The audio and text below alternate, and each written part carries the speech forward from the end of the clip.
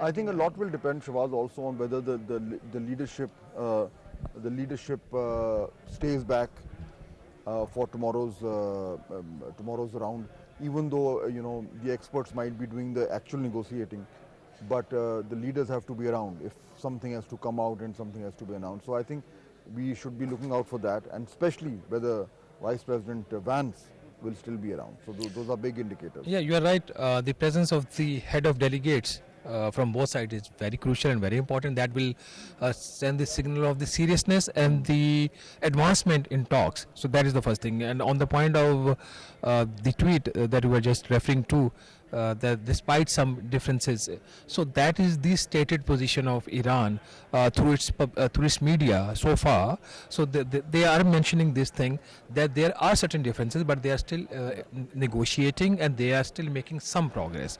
So since we assume and everyone assumes here that Iran is negotiating from a strength.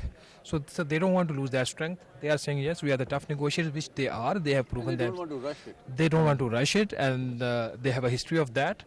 So they can prolong it. But the good thing is that they're still negotiating, and that is a development.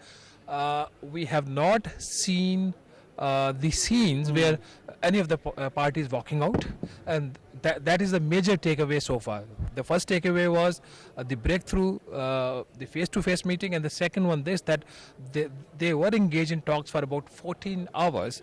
That probably is That the is maximum that a intense negotiation. human body can take.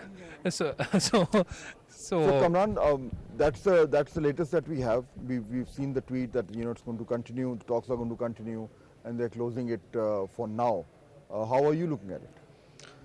Well, certainly, I think marathon talks, Yeah. I believe, then it turned out because many people were thinking that it might be obviously, we were expecting that talks would be extensive, but given that these talks are taking place at the highest level, the U.S. Vice President here, the Iranian Parliamentary Speaker is here. So, we thought that probably JD Vance is here only for a few hours, but it appears that it seems also wanted these talks to reach some logical conclusion. Same is the case with the Iranian side.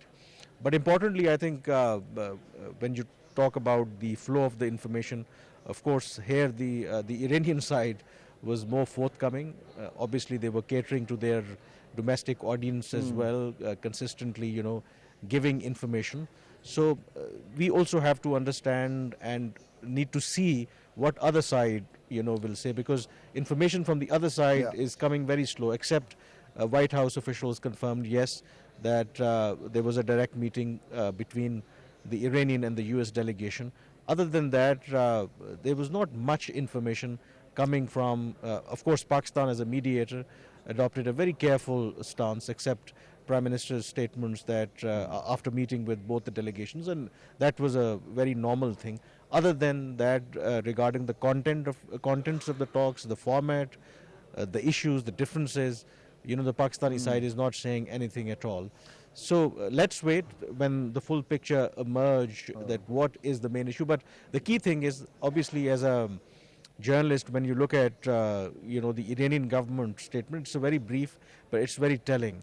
So when it says that it was the talks lasted for 14 hours, and then the talks would continue for remaining differences. Remaining differences means, I look at it, it means that there has been some progress on certain issues. Yep. So then there are certain outstanding issues that they are currently trying to iron out. So let's see. I mean, it's a positive thing. It is a positive thing, but I think, as you very rightly said, Dr. Saab, that we've only heard from the government of Iran.